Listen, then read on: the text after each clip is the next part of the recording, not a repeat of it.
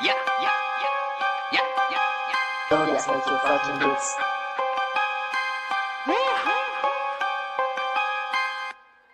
I'm about my game. Live by the rules, we don't play the same. That's on my grave, that's on my name. I'm saying, I'm about my paper, about my game.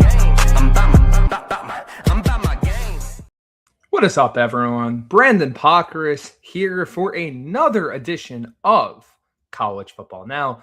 Thomas Christopher is on his way back from Syracuse spring practice, so I am running point tonight for the show. We got some very fun guests coming up, but before we get to them, before we get to the rest of the show, I'm going to do a bit of a cold open talking about spring football and specifically FIU football and USF football. And we have a video from our own Mackenzie Neglia, who cannot be here on tonight's show. But before we get to that, we're going to start with FIU football. FIU finishes their spring season, spring practice schedule with their spring game this weekend on April 11th. And it's been a very interesting spring for the Panthers, right? This is a team that lost a bit of production, on both sides of the ball, right? On offense, you're losing a guy in Alex Perry that is simply and was simply one of the best receivers for the Panthers and in all of Conference USA. He's now at Illinois, right? Your secondary is much different than it was last season, mainly because you're dealing with guys that left, like Josiah McGrew, the freshman standout who's now at Arizona State, and Mr. Clark, who's at Purdue, and Brian Blades II, who is now at Wake Forest. So you've got a lot of different things going on, but from the start of the spring until now, there's been a lot of really good signs on both sides of the football. I usually specialize in offense, so I'm going to start there. And you can't talk about the FIU Panthers spring without talking about quarterback J.J. Cole, right? Quarterback J.J. Cole, the Appalachian State transfer who started his career at Iowa State, has really looked like a guy that can be trusted to carry an offense, right? This is a guy that in a up-tempo, spread-like offense this spring has shown that he can hit all blades of grass. He has shown that he has been able to hit every single area of the field, no matter what it is. I've really enjoyed how he's hit the deep throws, whether it be down the sideline or over the middle of the field. I've really enjoyed how he's gone through his progressions. I've enjoyed his touch. And look, it's not one of those things that is perfect, right? There are mistakes. There are things that don't go according to plan, essentially, every practice. But play after play, consistently, he's making the right reads. He's executing the plays at a level that it wasn't always executed last year. And it's really been impressive to watch his growth over the spring. I think the coolest thing from this offense for FIU is that it really feels like they're going to be able to use their speed more. And having a quarterback that can not only hit those deep throws, but perfectly layer that throw over in the middle of the field on that in-breaker route, or can hit that post in between the safeties, it opens up possibilities for what your offense can be. And that also is not possible without a wide receiver room that is able to produce. And it's not possible without a wide receiver room that can execute that offensive scheme. FIU has shown that this spring. Greg Gaines III is one of those first guys that stands out to me.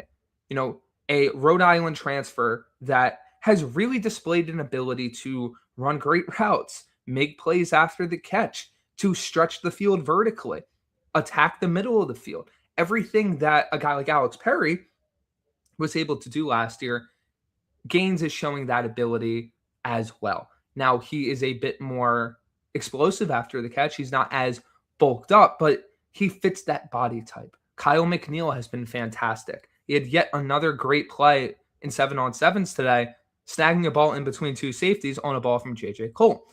Eric Nelson has made a bunch of plays. Tyson Carter has shown great route running and speed. Amari Isaac, McGuire Anderson has made a bunch of plays. Just like last spring, this is a unit that has shown some depth. This is a unit that has shown, and I'd be remiss if I didn't mention JoJo Stone, who's had some of the biggest plays of the spring at the wideout spot. I'd be remiss if I didn't mention these guys because it is truly a group that has depth. It is truly a group that can, I think, fill the voids that have left and build upon the success that they had last season. And it's really exciting to see that paired with, the running back room, where Anthony Carey has looked explosive and showing off his great vision as a runner, where Devontae Lyons has been one of the most explosive players on the team, where a guy like Sterling Joseph and even a freshman like Jaden Ford have made some big plays.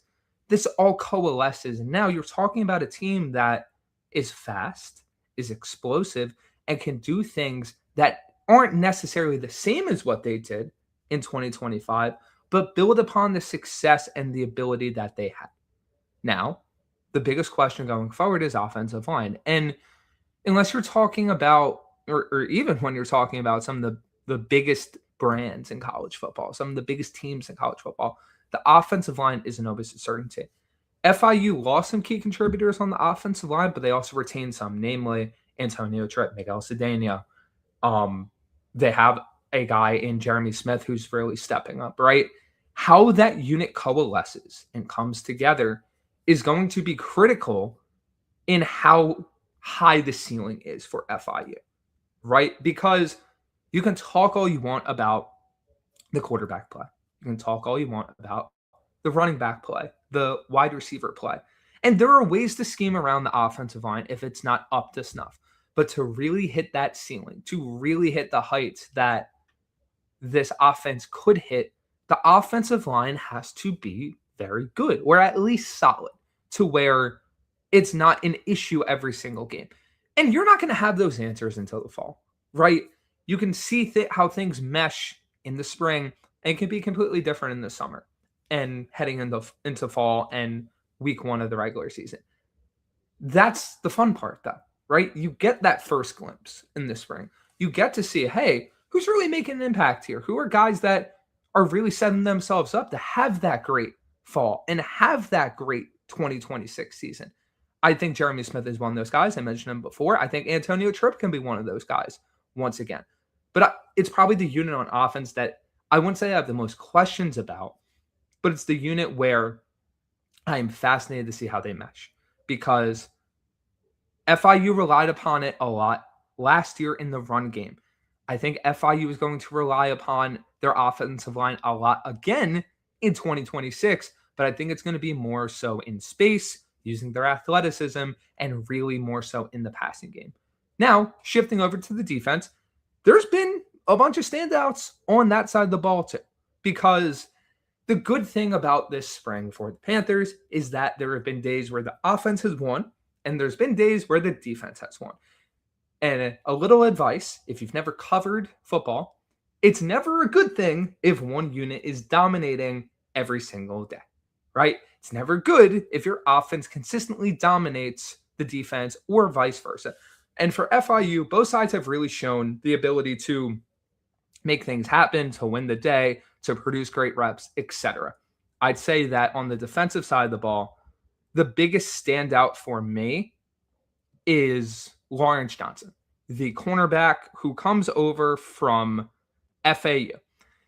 FAU's Lawrence Johnson, now at FIU. He's been phenomenal in coverage. Running deep down the field, his speed has really been on display. He's showing a very high level of football IQ. The coaching staff has been high on him when I've talked to them after practice and in media availabilities. Lawrence Johnson's football IQ has really been on display. And this is a guy that has playing experience. So I think he's going to be a vital part of the secondary, working around the rest of the unit. RJ Moss, a South Alabama transfer, has been impressive on the defensive line. Josiah Taylor, who had a very good year for the Panthers last season, looks just as good this spring, is flying around all over the field, making plays in coverage, doing really well in the run game. Ja'Cory Stewart, a transfer from Kansas, I've really enjoyed the speed he's shown. Ryan Gadsden, the cornerback transfer, he's been very, very impressive in coverage. I'd say Shamir Sterling has been just as solid, impressive as he was last year, where he really stood out as one of the main members of the secondary and is one of the few guys returning that played a significant number of snaps. So there's guys up and down the roster. Another one I'd like to mention in the secondary, Courageous Hayes, freshman player, but he's made a ton of plays. He's been one of my favorite players. I'd be remiss if I didn't mention safety Demetrius Hill, who is putting on some of the most high-level hits I've seen in a football practice or a football game scenario in a very long time on a consistent basis. All legal, but he is showing that he's bringing that upper tier mentality to the field. So there's guys up and down the roster for FIU that have had great practices, have had 3 great practices, have had 4, 5, 2. Like, a lot of guys are showing their ability on that side of the ball. Now, when it comes to presumptive starters or presumptive guys that could make an impact, right? There's a lot. And I think fall camp, starting in late summer and heading into the journey to week 1 against USF, which we'll get to in a second, I think it's going to be really interesting, like the offensive line, how some of these groups mesh together, right? You have a guy like a Dante Anderson. How does he mesh with an RJ Moss? How does he mesh with maybe another guy that is battling to be a starter, like a Jermaine Carter, right? How does the linebacker room stack up with each other? Does Percy Courtney work best with Josiah Taylor? Does Taylor work best with Stewart? And how do those guys complement each other within the scheme? And the safety competition, which I'm very fascinated to see how it plays out in this weekend spring game. How does that look when you stack that up with some of the cornerbacks that might be on the field for FIU? It's more so than the offense, so to say. The defensive scheme is kind of symbiotic, right? Because not only does your linebackers have to complement your defensive line, but your cornerbacks have to complement that defensive line and the linebackers. The safeties have to complement everybody to an extent. So it's really fascinating, and it is going to be really fascinating to see how that plays out. And I'm very excited for this spring game. I'm excited to see a full slate of game action where all of the players, whether it be the running backs or receivers or tight ends or wideouts or cornerbacks or, defensive linemen, I'm excited to see them in that full speed environment because there's plenty of guys that I want to see if their springs elevate during the spring game, if they stay the same, or if it's a bit different. And it's that last glimpse into everything before you truly move into that fall season and you start ramping up for that week 1 game against USF. I'd also be remiss shifting back to the offensive side of the ball. One last player I didn't mention anyone at this position for whatever reason. Tight end Sean Burke, he's been really impressive on multiple practice days. He's looking like a potential red zone threat. Just another one of these guys in an offense that wants to use their tight ends that could play a huge role in 2026. But speaking of FIU's week 1 opponent, USF, our own Mackenzie Neglia gave us a video and talked about some of the things that have stood out to her throughout this stage of USF's spring season. Hey everyone, this is as new for you guys as it is for me. Usually when I come on the show, I join live, but I'm actually headed to the airport soon and I'll be traveling while the show is airing, so I won't be able to come on the show tonight, but I did want to do what I can and kind of give you guys a little bit of an update on Bulls football.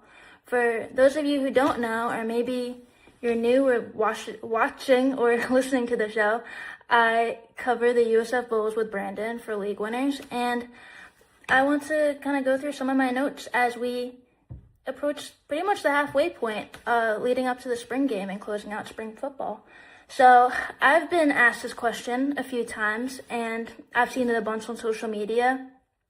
The question of kind of like what's different, and we've talked a lot about, having a player-led program and the culture and what that means, and the cop-out answer is everything. But everything is different. The warm-ups are different. The media where we view practice the format, the communication between players and coaches, the communication between the players themselves, the mottos that are on the wall, and now it's built in the Bay and it's be different. Head coach Brian Hartline is very actively involved in running routes and catching passes from his own quarterbacks. Another kind of big difference I noticed from practice, comparing to practice last year, is that there's not really any music that plays.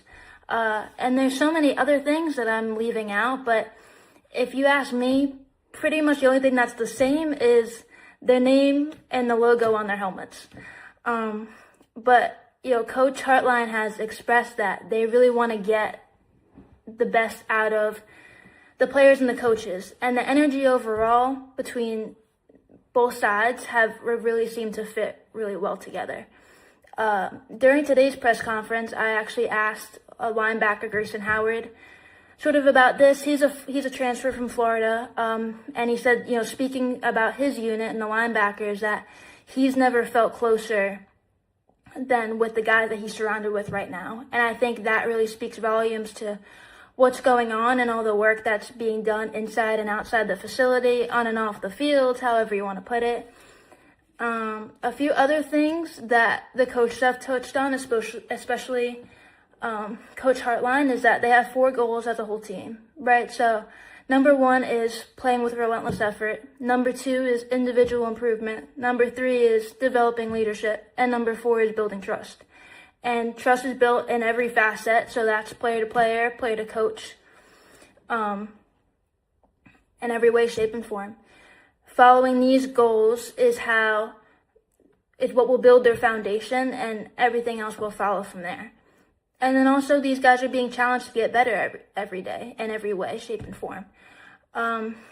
Another thing that stood out to me during the presser today with defensive coordinator Josh Aldridge, the question he was asked was kind of regarding the few USF players that decided to stay under this new leadership and the new coaches.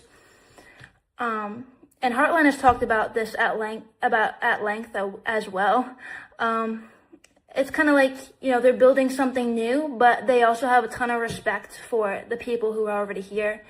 And that's sort of, you're walking into someone else's house kind of mentality. We've also talked a lot about the future of USF football and what that looks like, especially when you have a stadium that's being built behind you during practice every day. The building of this new stadium and a new football operations facility and everything that's coming with it really speaks to the volumes that USF has in their investment to football specifically. And from an entire USF athletic standpoint, and football, of course, plays a big role in this. We've talked about these goals, right? Like, the goal is conference championship. It's college football playoff appearance. It's to win titles. It's potential conference realignment in the future. It's USF is no longer sort of viewed as this stepping stone, but it's more of a destination program. And we're hearing a lot more of these types of discussions recently. The last thing I'll touch on is a few notes on some of the players that have really stood out up to this point. Starting with the quarterbacks, Luke Kromenhoek has moved very fluidly. Michael Van Buren was launching some rockets today. Jaden Bradford has had great movement as well. Wide receiver, Josh Porter is a great route runner. And also from that room, Jaden Alexis looks like he's back healthy and he's getting back on the field where he can be very impactful. Jordan Harrison is a freshman offensive lineman, but he looks like he can bring a ton of strength to that line. And on defense, too, you have a good amount of veterans that with vast experience, but also have an impressive group of young guys in Messiah Linehouse and Demetrius Geathers Jr., just to name a couple, that could really make an impact out on the field. There's so much more I could go into. I could talk about this team for a long time, but I'm going to leave it here for now. There's a lot coming up with spring ball wrapping up in just 2 weeks with the spring game. So with that, I want to give a huge thank you to all of you who watch the show and support all of us, and I will catch you next time. That was Mackenzie Neglia of the League Winner. She is our USF beat writer. Really great stuff from her, talking about everything going on with a program that has undergone a lot of change and has undergone a lot of different aspects that, could be improved, could be a bit different this year, right? When you lose that many contributors from a 2025 team that was talent-wise one of the best in the American Conference that upset a team like Florida, it's always going to be a process. But I'm truly fascinated to see not only how they finish the spring, but how they go into fall, how their recruiting looks, etc. But to say that I am excited to see what they look like in this spring game on April 19th would be an understatement, because this year first to look at so many different things. How does the offensive line look? What does the run scheme and run game look like in the offensive line in that area? How does the passing scheme look? Who are the receivers standing out? How does the defensive scheme look? You could go down this list, every position, every area of every position, how things are run, and it will truly be that foundational piece for at least the public eye and a lot of people around the program to really be like, hey, this is what it looks like now. Here's what they can build on and what it should look like at a minimum in the fall. So lots to look forward to in terms of USF going forward. I'm very excited, as I said, to see that spring game up close and personal. Mackenzie will be there as well. Make sure you guys keep it locked in to the League Winners Twitter account, my personal at BPOC24, Mackenzie, and all the other writers that do such great stuff for the League Winners. So much great content coming up as we approach the 2026 season. It's going to be a good one, so make sure to keep it tuned in and just follow along with all the great stuff we're doing. But with that being said, we're shifting over to a different team in the American Conference, and I have one of my good friends here to talk FAU football, Justin Becker. Justin, how are we doing today? What's up, Brandon? How are you doing? I'm thankful that you asked me to come on and talk some FAU football. I know they got the spring game coming up, and it's been an interesting offseason. So, yeah, can't wait to discuss this. Yeah, I think this might be your first appearance on the League Winner Show, if I'm correct, right? Yep, it is. It's my first appearance on pretty much any show, with a camera and a mic and all that. I've done the radio a couple times, but, as far as like an actual video podcast or live stream, whatever, this is the first time I've done it in a very long time. So, very excited. Like FAU, like so many other teams, we're truly building the foundation to build upon things. And speaking of first time FAU, for everything, right? And speaking of FAU building the foundation, there was we'll start right off the jump with this article that came out today from Bill Connolly of ESPN. FAU's transfer portal class was ranked as the number 10 most interesting one to him in the country. And in said article, he talked about some of the guys that really stood out to him. I posted a little tweet about it. He talked about edge rusher Kenyon Garner, defensive lineman Jay Crable, linebacker Nate Fisher, Alston Ware, the cornerback, defensive back. You never know how guys are categorized once they arrive to a new team, and running back Leonard Farrell. And on recent episodes and editions of the show, I've really talked about how interesting this portal class has been, because unlike last year, it really felt like Kitley and company focused on production, right? Focus either on the P4 guys that have the talent or lower level guys that are experienced, productive players. I want to get your thoughts on, this portal class that is apparently garnering some very interesting and very, positive feels from some of the national media. Yeah, I did see this this article that you brought up this morning, and I was pretty surprised to see that. It's not often you see an FAU portal class, being talked about in the national media. So to see that happening is obviously, like you said, a good sign that they might be doing something right. Kitley and his staff. You brought up some of the key, transfers, Leonard Farrow and a bunch of pieces on defense. When we've talked to Kitley, he said, well, they wanted to get better, up front, both on the defensive line and the offensive line. It seems like they've done that. Obviously, we need to see these guys in action. We're probably going to see a lot of them play in the spring game, which is, I believe, almost 2 weeks from now on the 17th. So, that's something that we're obviously going to be watching. But, you brought up the portal class, something that I, think that is really good for them this offseason. They brought back a lot of guys.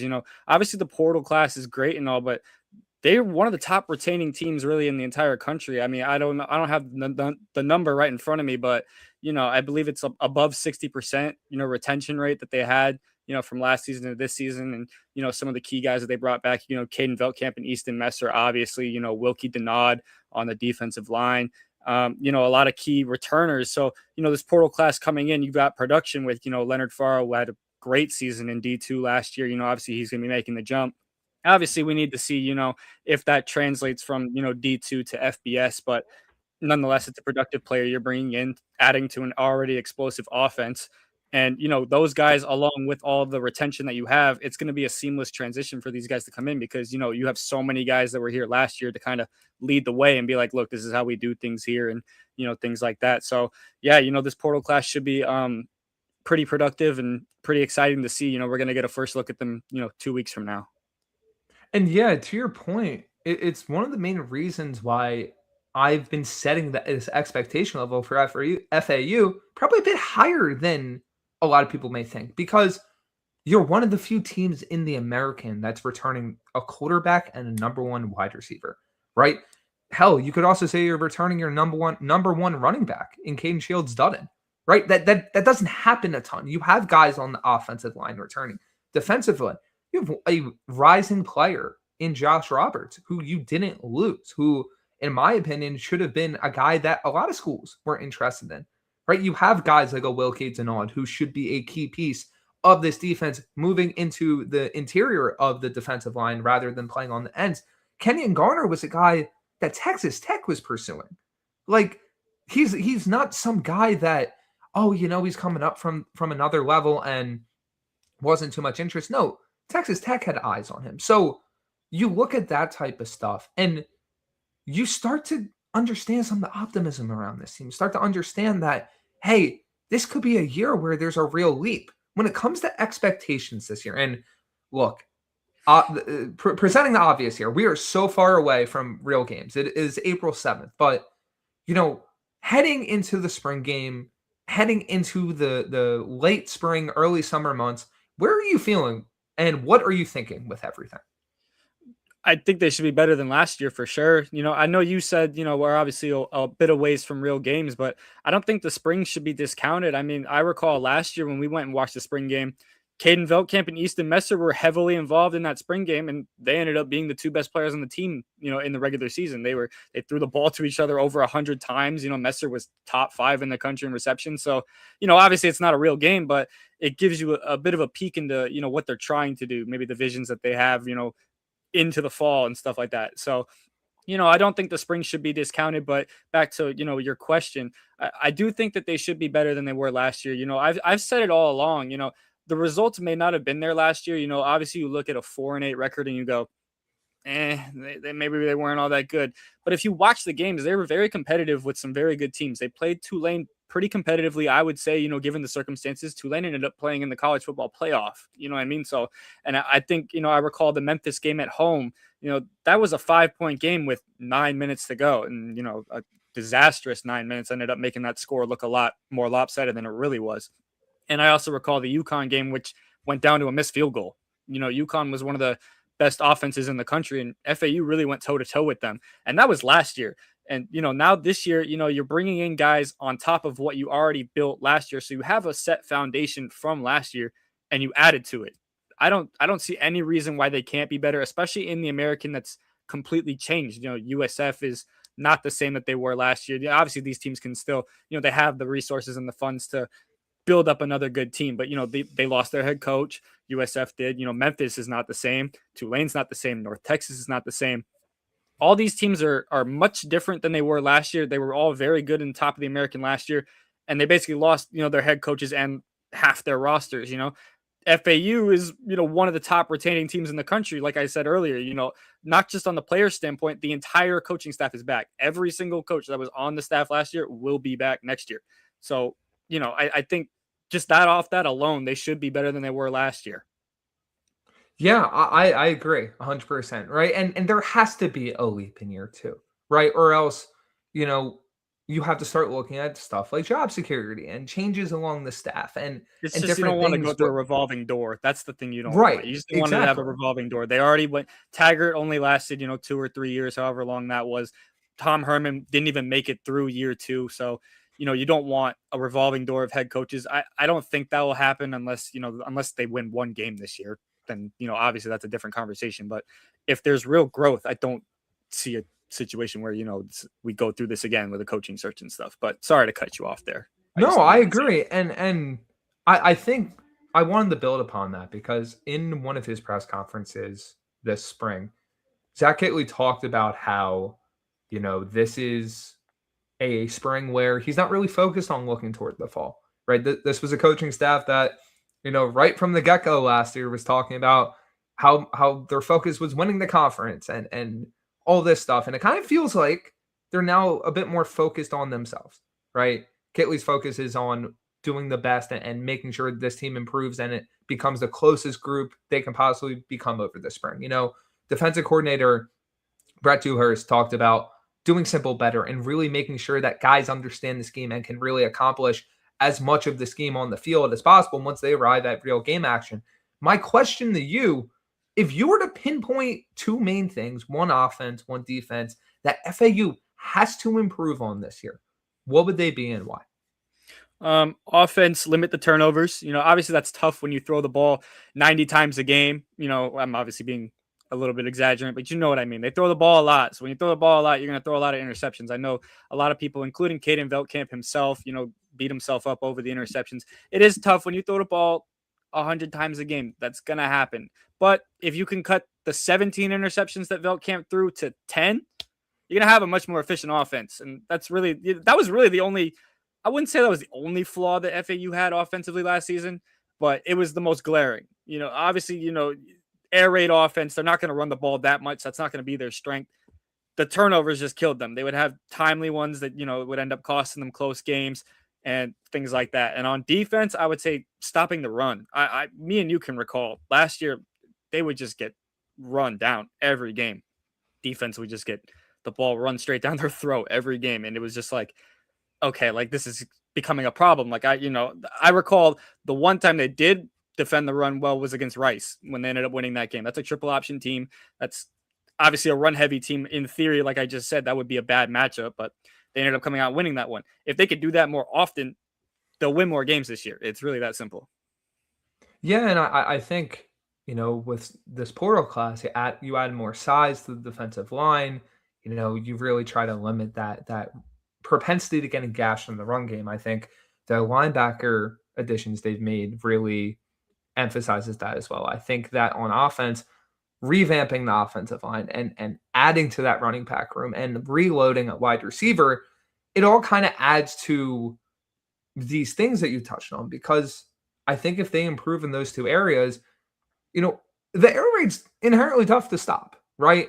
If you have a quarterback with the talent level of Caden Veldkamp and a play caller in Zach Kittley, who when he's on, that can that can repeatedly score points, and your defense isn't as much of a sieve against the run as it was last year, you're immediately putting teams on the back foot. And that's a winning formula at this level of football. Yeah, absolutely. You're absolutely right. Like you said, when the offense is clicking, it's clicking. And at that pace, it's tough. We've talked to the defense, before, and we asked them, how are you able to prepare for, so-and-so, whoever they're playing. And they always point back to, well, we go up against this offense in practice, and at that pace and, at the efficiency and the pace that they run at, it's efficient. When it's on, it's on. We saw them put 40 points up on UConn. We saw them have good offensive games against, several teams. Obviously, like I said, the turnovers were, the big killer last year, but if you can cut those down, I mean, I don't see why they can't have one of the most offenses really in not in just the American, but in the country. You know what I mean? Like if you look, just off of volume last year, off of straight volume, they were one of the most productive offenses in the country. They were up there in yards per game, up there in, points, things like that. But the turnovers, it's just the turnovers. If you cut those down, then, the results will be better. And I think that will happen because you have, Caden Veldkamp is coming back, which obviously that in itself is rare at the G5 level. Getting a quarterback as talented as him to, agree to come back. And apparently he made that decision, really early on. I talked to him a couple weeks ago and he told me, he was like, yeah, I made my mind up in October. He was just Conference USA Player of the Year the season before. That guy's going to get very good, looks in the portal and whatnot. And he told his agent, he was like, I don't even want to look at that. He already knew he wanted to come back to FAU. He sees the vision that, Kitley has with the air raid. He's like the perfect quarterback for, that system. He's tall, hard to bring down. He has a big arm. That's like exactly what you want in an air raid offense. So, having him back, I feel like, a second year in the system, the turnovers will get cut down. We saw it, last season. Once conference play started, the turnovers weren't as bad. The first couple weeks, it was rough. He threw the 4 against Maryland and then 3 against FIU. Obviously that's almost half of his interceptions right there. That's 7 right there. He threw 17 on the year. So, like I said, though, cut down on the turnovers. The offense will be more efficient. They'll win more games. I agree 100%, man. And it's really, at the end of the day, like we've talked about tonight, it's about growth in that second year, right? Stagnation's just not going to be acceptable, especially with how much the conference has changed, right? You have to take those steps forward. And a big part of a team taking steps forward is guys emerging that you wouldn't expect, right? So we've gotten a chance to see some of the new guys on the roster, whether it be underclassmen, whether it be transfers. If you were to toss your hat into the ring and give me 2 guys who you think not a lot of people are talking about right now that could have a massive impact on the 2026 season, who would they be and why? I'll give 2 of mine afterwards, but I truly want to hear where you're coming from with this. Well, I'm going to go with one for sure. I think Dom Henry, he's coming back. He was with the team last year. He's a big part of the offense already, but now he's going to be jumping into a bigger role. He's with the team again. He's familiar with the offense. I don't see why he can't have a big year. I'm going to point to Jay Sean Platt from last season. He went from, basically being redshirted under Tom Herman, barely playing at all. He was arguably the team's second best receiver last year, second or third best. It was either him or Wasim. So, that's from last year. I think Dom Henry can have that kind of Jay Sean Platt type of, leap that we saw last year. And, other than him, maybe Caden Shields Dutton, he'll have a full season being the top guy, depending on if Farrell, jumps up the depth chart. Obviously that's, we'll have to see what happens with that. We'll see, maybe in the spring game, I'm sure we'll see some of that. But if he gets a lot of reps, I don't see why he can't be very productive in the offense either, so. Yeah, no, 100%. And I think the Dom Henry point is a great one because, this is a guy that's made plays for this specific offense already, right? Yep. This is a guy that has shown he can work and he can play in this scheme. So adding him to somebody that was maybe 4th or 5th on the depth chart in terms of receivers. You had Messer in front of him, Platt was in front of him, Wasim was in front of him. So, and he was already making his impact. So if he goes up the depth chart even further, I don't see why he can't have a big year. Absolutely. On my side of things, I'm going to take one offense and one defense. Offensively, I'm going to go with Brandyn Hoke.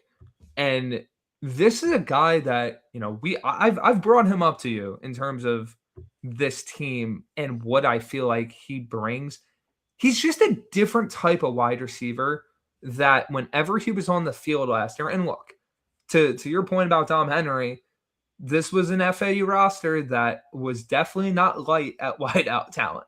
And if you look at where guys went after the season, they most definitely were not light on wideout talent. So Hoke is a guy that, he's he's around 6'3".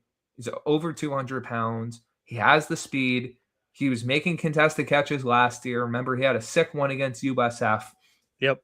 He can stretch the field. The route running's crisp. It's your prototypical X wideout, right? Your prototypical, we're going to park you on the outside. You're going to do a lot of different things for us, and you're going to open up this offense. I really think, and look, wide receivers coach DJ McCarthy said the sky's the limit for him, right? If he does everything that is necessary. This is a receiver that can truly elevate things for FAU. I'd go out on a limb and say, I think he can be their wide receiver 1 if they give him enough targets, just because of what his game looks like when it's at here, and just the type of, frame he has. Not every defensive back's going to be able to run with him. Not every defensive back's going to be able to jump with him. And you add in after the catch ability, this is a guy that should have a place in this offense. It's a guy that should command a good amount of targets. And think about what it does for the rest of the offense, right? You put that guy on the field, Now you're not doubling Easton Messer. You can't double Easton Messer. You have Dom Henry on the field with him. Okay, now you're putting defenses and specifically secondaries in a very tough predicament because if Henry gets rolling and Hoke gets rolling, and we know what Easton Messer can do, you can't stop that without dedicating so much to the passing game. That allows the run game to open, where whether it's Shields Dudley, whether it's the lightning quick speed of Farrow that they have lauded multiple times already, that's you're creating out a flow for your offense. So I think Hoke is not only a guy that's potentially in store for a breakout season, but I think he's going to be such an important part of what this overall offense does. In the secondary, I think that Wallace Foster, the LSU transfer, is a very intriguing player because, being at LSU, it's just a guy that didn't have a chance to get on the field, right? So I am truly fascinated to see that, I'm fascinated to see what it looks like if he can get those reps. And this secondary is borderline wide open, right? This is a secondary where there are a lot of jobs up for grabs. So I am truly intrigued to see if he's one of those guys, one of the pedigree players that can really snatch a role and make it his own and make an impact. And, I think between those two players and so many more, I didn't go with the layup of Kenyon Gardner and Nate Fisher. Fisher was one of my favorite Messer, portal. like... No, I'm saying in terms of Yeah. under the radar breakout guys, I think Gardner and Fisher could be two of the best defensive players in the American Conference. No, yeah. I definitely agree with both of your points about both of those players. Like you said with Hoke, he didn't play a lot last year, but he made sure you knew he was on the field. He made sure you knew he was on the field. Whenever, normally sometimes they put in all the backups, they'll put in the fourth string, and we're sitting up there, we're going, who's 82, whatever.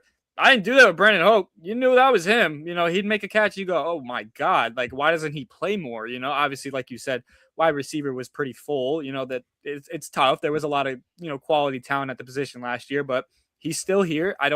He'll be a part of the offense, like you said. So, yeah, he could have a big year, especially, like you said, prototypical type of receiver for, this offense. And, he'll put pressure off of Easton Messer. He'll put pressure off of Don Henry. It just opens up so much more, and like I said, continuity. Basically, I just said the top three receivers on the team, arguably, were all here last year. That's all continuity right there. And your quarterback is the same. So, and like you said about the secondary, the secondary needed to be a little bit better this time around. There was times last year where, it wasn't the prettiest. The defense in general needs to be better this year. Last year, they struggled from time to time. I point back to the Memphis game. They gave up 24 points in almost 6 minutes. I mean, that's just crazy, and same thing with the ECU game, last game of the season. I mean, that one was really rough to watch. I don't know what the score was. I don't even remember the score for that, but it wasn't even close. And, UConn too, they just 20 something points in the first quarter they gave up. They would go through these spells where they couldn't get a stop. They would give up 20 something points in a matter of minutes. And now you're playing from catch up. If the defense is better, forget it. They won't be playing from catch up. They'll win a lot more games. It's sometimes it's as simple as that. I don't know what else to say. Exactly. And before we get you out of here, I'm putting you on the spot here, and I'm going to ask you again before the season starts. Right now, looking at the Owls 2026 slate, how many wins are they going to have? Okay. I will say the ceiling will be 7. If everything absolutely goes right and they make a leap, make another step forward, they'll win 7 games and they'll make a bowl game. And, we'll all go, okay, now we see the vision with Zach Kitley. If everything goes absolutely horrifically wrong, your floor is 2 or 3 wins. That would be disastrous. Then we'd start talking about the revolving door again of, head coaches and stuff like that. And which would suck. I mean, Kitley's the youngest head coach in, FBS. And, he's got a pretty good vision of this program, I would say at least, and that would suck if, we have to do the revolving door again and, going from a young up and comer to potentially, I don't even know after that. I don't even want to really open that can of worms because that's way out and that would take a lot. But yeah, I would say floor is 2 to 3 wins and ceiling, if everything goes perfectly right, 7 wins. I don't see why 7 wins isn't achievable, to be honest with you. You know, Kitley has said it last year, and, you know, he didn't say it this year, but, you know, he kind of alluded to it. The goal is to make a bowl game. That's always the goal, especially, you know, for a program such as FAU. They haven't had much success in the 2020s. I think the last time they made a bowl game was 2020. So since then, I think it was 2019. It was either 2019 or 2020. I think it was one of 2020. the two. I believe it was 2020. I'll have to double check, but that's besides the point. The point being, you know, they haven't made a bowl game in 7 years, 6 years, something like that. So, you know, getting back to a bowl game is basically step one. You know, if you ask anyone, they're always going to say, well, the goal is to win the American Conference. Yeah, obviously, but, you know, you have to make steps first. You can't go from 3 wins to top of the American. That's just not realistic, and as much as we all want it to be, you know. So the goal this year should be to get to a bowl game, which I don't see how that's not doable given the amount of retention you have. Like I said earlier, I don't know the exact number, but it's around 60% retention rate from the roster of last season. That's one of the most in the country, not just in the American. That's like top 20 in the country. So I don't see how a bowl game isn't feasible, to be honest. Yeah, I think you're pretty much spot on. Justin, it was fantastic having you on. Before we get out of here, where can everyone find your stuff? All right, everyone can find my stuff on the Palm Beach Post. That is where I cover FAU. I also cover basketball for FAU. So I'm sure if any of you guys are in here following, you know, for FAU football, I'm sure you guys are familiar with the basketball team there. So I cover both of those for the Palm Beach Post. You can find it on the website and in the physical paper. As far as social media goes, my X is just my name. So you can just type in my name, Justin Becker, and I'm sure you'll find me.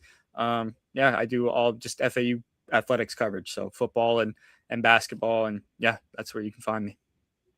Well, make sure to check out Justin. He does phenomenal work. Thank you as always, my friend. I'll catch you soon. Of course. Yep. Thank you so much, Brandon. Have a great one.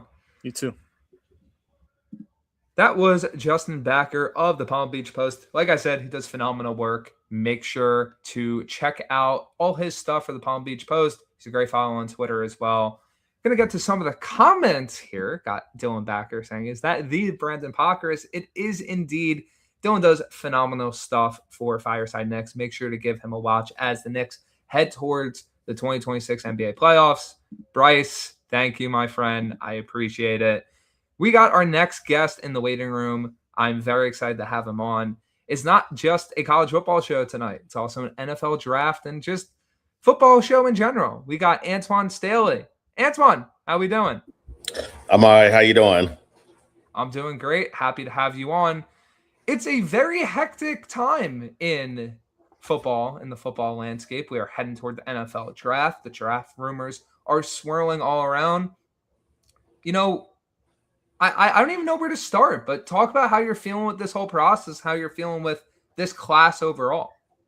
I mean, I think it's a talented class. Obviously, I think a lot of people just look at the quarterback, and just think that, it's not a great class just because you have Mendoza, who you're going to be the only consistent, at least right now, only consistent quarterback that's going to be taken in the first round. I mean, Todd Simpson could be taken, but, it's been a lot of, talk of whether he should or should not be. I'm not necessarily, a fan of him going in the first round. I think he needs a lot of, work as far as his game too, and he has a limited body of work. I mean, he has 15 starts, so half of it was good, the other half was not so good, at least towards the end of the year. But I love the wide receiver draft this year. I think could potentially have 5 guys that could go early there. You look at defensive line, I think definitely some talent there. Edge rusher, definitely defensive tackle too as well. So yeah, I mean, it's talent. It's a talented group. It's just not it's not what I think everybody is pegging 2027 to be, which is supposed to be this golden class, whether you talk about the quarterback. So I would obviously talk about guys like Jeremiah Smith that could potentially also come out too as well. Yeah, and I think the big thing I've learned in terms of following some of the draft stuff is that these classes are determined as good or bad based on premium skill talent. If there's a bunch of names to know and a bunch of quarterbacks, it's this legendary class, we're going to know these guys are going to run the league for the next 25 or not 25 years. That'd be exaggeration. Next 10 years, 10, 15, Yeah, 10, 15 years. Yeah. Whereas I think this class's strength is something that isn't so easy to always pitch, right? It's depth. It's, hey, you're going to get rock solid starters on day 2. You're going to get a rock solid wide receiver because it's a deep class, not a flashy class. The tight end class is very solid. You can get a guy that can be in your room for that first contract, maybe even a second contract. So I think it's really interesting to see like how things are portrayed, where on one hand, there's so many great players and so many great, fits and scheme fits for different teams that I think it's being overshadowed by like the Mendoza Simpson of it all, where it's like we're trying so desperately to create this second quarterback. Correct. Yeah, I mean that's just natural, especially considering all the teams that need quarterback help. I mean, I cover one of them, the Jets. You look at Geno Smith. He's more of a stopgap guy. The Cardinals, another team right after that too. There's been a lot of talk whether Todd Simpson may go there too as well. And you just go down the line a little bit to Miami. We'll see what happens with Malik Willis, but I definitely think that they're looking for a long-term solution at the quarterback position too. They hope it's Willis, but if it's not, then maybe they're in the market for a quarterback next year too. So you have more than a handful of teams that need quarterback help, to be honest with you. And it's not a lot of, places to find it now, especially if you haven't found it in free agency. So either you have a stopgap guy for 2026 and hopefully you can find that guy in 27, or you're hoping that you do have a guy and that can be a long-term solution like the Dolphins too, who, ended up releasing Tua, and now in this salary cap, puzzle that they find themselves into, especially taking $99 million on the cap hit by releasing Tua. So it's definitely a big deal there, and they're starting over. So it's a lot of fascinating stories heading into the draft, whether you talk about the draft itself and also just, the teams in general as well. Yeah, 100%. And you specialize in covering the New York Jets. The Jets have been one of the more interesting teams in this draft cycle. I was joking with someone the other day that all the talk had been surrounding Arvell Reese at number 2, and that the next rumor to come out was going to be around David Bailey or someone else. Lo and behold, now the David Bailey conversation has started up once again. It'd be very easy to dive into rumor and dive into, hey, this what they might do, this what they could do, But when it comes to you, looking at where the Jets are right now, who would your picks be at number 2 and number 16? Yeah, this is an interesting question because I probably wouldn't take either Bailey or Reese there at number 2. Like I would take Sonny Styles. Like I think he's more of a guy that can plug and play, and I feel confident that he's going to come in and be a all-pro type of player like right away. And the Jets need a lot of help too. Like we saw that Jamin Sherwood, they gave him a 3-year deal last year, $45 million, and he struggled. Like I think he really struggled especially in coverage, and especially with this new defense that's coming with Aaron Glenn. It's gonna be a lot of multi-looks there. Like you need a guy that can also not only tackle well, but also play out in space too. You got a guy, Sonny Styles, who a former safety, as you know, and I think that really bodes him well playing the linebacker position because he can cover, he can tackle well. It's just about anybody. He can really do it all. If you want him to blitz as well, I think he showed he's capable of doing that, especially during the 24th season when leading Ohio State to that national championship. I think he had like 6 sacks in that year, so he can really do it all too as well. I don't think he's necessarily getting the credit he deserves, like, Arvell Reese is somebody being a Swiss Army knife. I think Styles could equally, honestly, I think he, it's a case to be made. He was the best player on that defense the last couple of years too, if you want to be quite honest. So, yeah, I think the Jets need a lot of help. I think he'd be a great green dot guy, great leader on that defense and, plug and play there. So that's what I would do it too. I don't think they're going to. I think they'll ultimately take Reese because I think, you look at the upside and everything, it comes with him, especially at the pass rusher position. It's such a premium spot.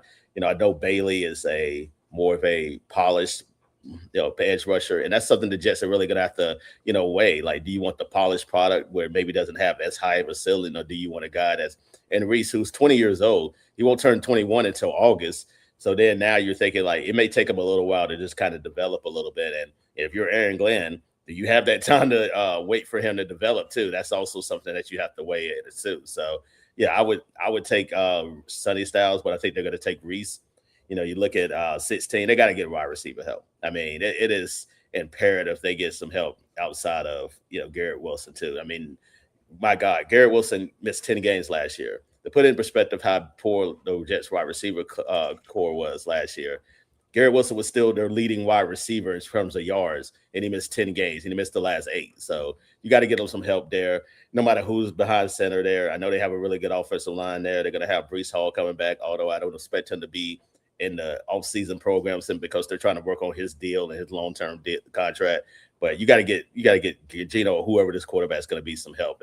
And, I think it really starts there. So if Makai Lemon's on the board, I would take him. If Tyson's on the board, there's been talk about him slipping, I would also take him too, because I think he could be possibly the best wide receiver in the draft. It's just a lot of injury concerns going on with him. But if the Jets can get somebody like that, they could be their like ace, A1, A2, A1A, 1B, the Garrett Wilson.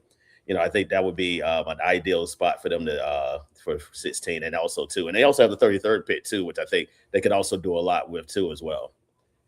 Yeah, I'm basically on your wavelength with this. Number 2 specifically, I think it's got to be Arvell Reese or Sonny Styles, right? And I like David Bailey a lot too. I just think when you're picking that high, it's that combination of production and ceiling, right? Correct. I think Sonny Styles, if you pick him, he's not leaving your defense for the next 8 years, barring injury or different Correct. Unforeseen stuff, right?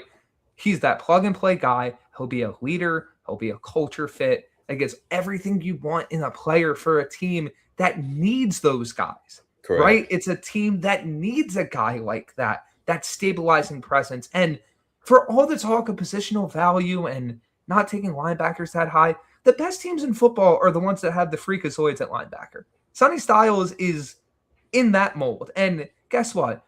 There's probably also situations where you could stand them up at edge and be like, hey, blitz. And it's very similar in my eyes to the Arvell Reese, where obviously Reese could be more of that edge first type player, but Reese did a lot of great stuff at linebacker too, but kind of feels like you're talking about two very similar guys. Those are the two guys I really have focused on at the number 2 pick for the Jets. Obviously, if it was a different type of scheme, I'd be talking about Ruben Bain as well. Understand the arm length discussion. The Jets need that outside guy. I think if you had a bit of a different scheme, Bain would definitely be in consideration for me. Oh, yeah. When it comes to 16, I'm wide receiver unless it turns into a reach situation, right? Where if enough guys go, maybe you're taking a cornerback there. Maybe you're taking a safety. And now in a class that is a very solid wide receiver class, now you're going wide receiver at 33. Now, would I personally prefer the Jets to go wide receiver at 16? Yes, of course. But I just, whether it's 2, whether it's 16, whether it's even 33 or 44, I don't want them forcing it. Because I feel like in this situation, where the Jets are at, with all the picks they have this year and the picks they have next year, you want to add as much talent. You don't want to reach for a guy because you need to fill a spot. Would you agree with that? Yeah, I think they're in a good position where they have a lot of flexibility in the draft where they could just take the best available player, like pretty much like the entire time, because they have so many different needs on both sides of the football. And if you're talking taking a wide receiver at 33, maybe you're talking about, like Bell from Louisville there. I think, that might be an option there. I thought he would have been a first-round pick if not for the ACL injury. Like, I think he was that good. I think he was going to be, mentioned in that class, with, Makai Lemon and also Tyson too as well. And, I think, he is every bit as good as those guys too. It's just him coming off the injury there. So if he's there at 33 and they, invited him, for a visit, this week, I think that's a good way to go too. But yeah, I think the only way I wouldn't take a wide receiver at 16 is less like Downs was there at 16. If he happened to slide down a little bit, you need that safety help. And Mike, as you know, the Jets have needed safety help for a really long time. Long time. So if you can get a guy like that at 16 and then also, get a wide receiver at 33 and, maybe address some needs there at 44. Yeah, I think that would be a good way to go. But I think having that draft flexibility, especially with 9 picks that you have, I don't think it's necessarily a bad thing at all.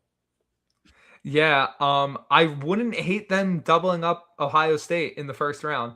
Caleb it's Downs, never a bad thing with all the talent they have. And to your point, he's also that leadership fit. You add Correct. Caleb Downs and Sonny Styles or Caleb Downs and Arvell Reese to your defense, you're flipping that culture pretty fast.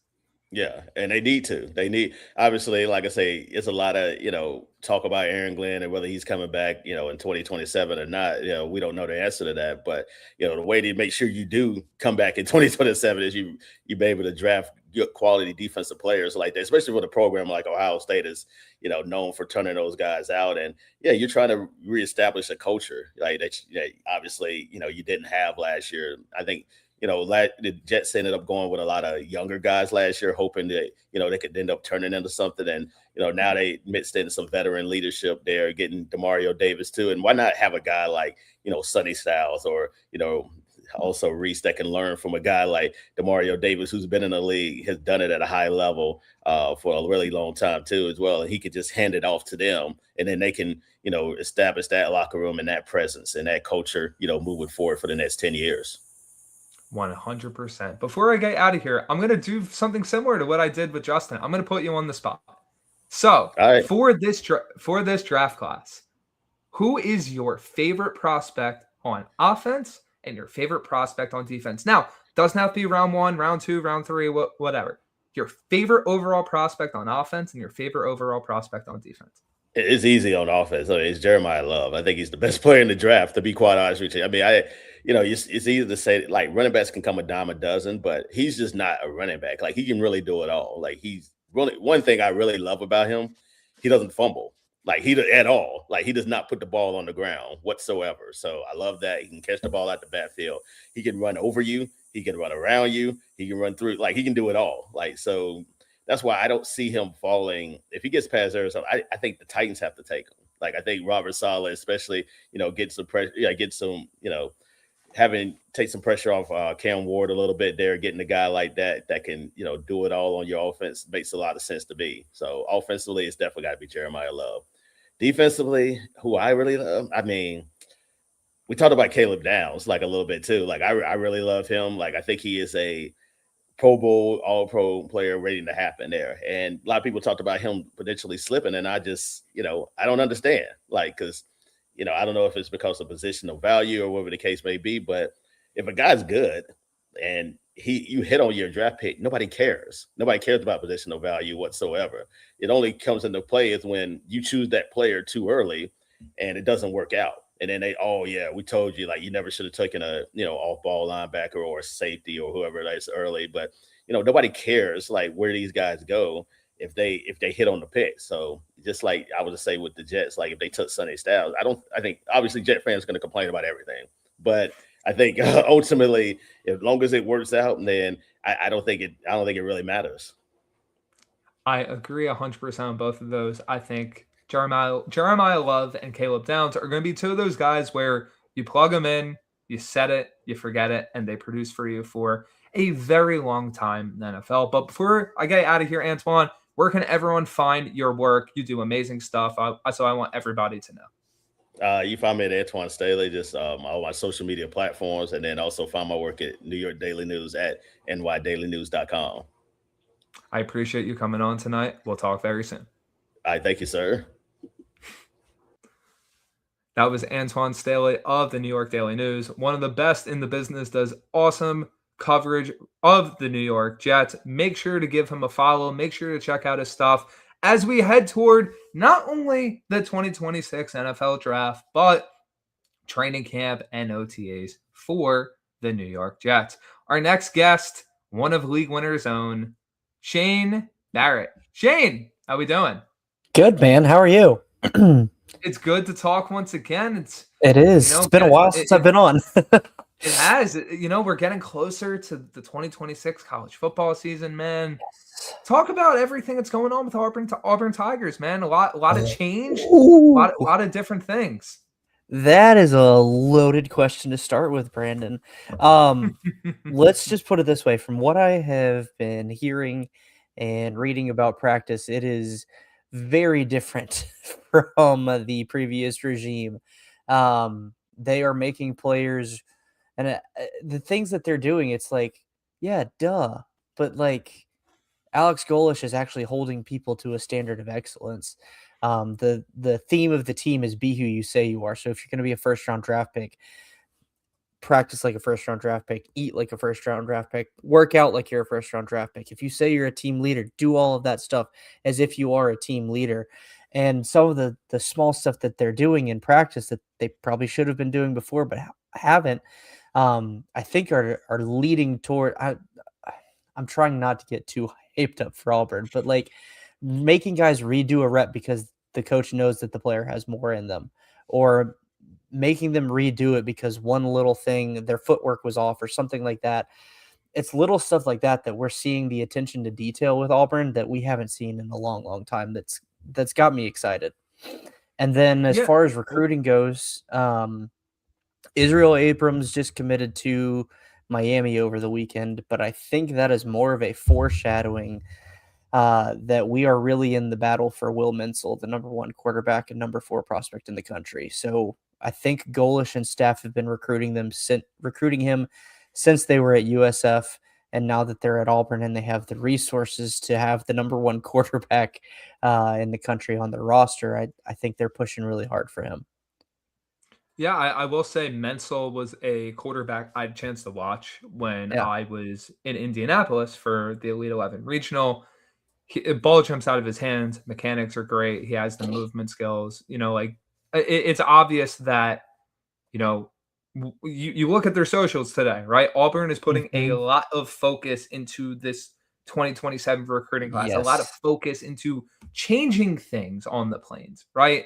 And a big part of that, specifically with Alex Golesh and with this 2026 Auburn team, is the offense. So taking a look from that lens, what is the biggest thing you are looking for over the remainder of the spring and really just heading into the fall?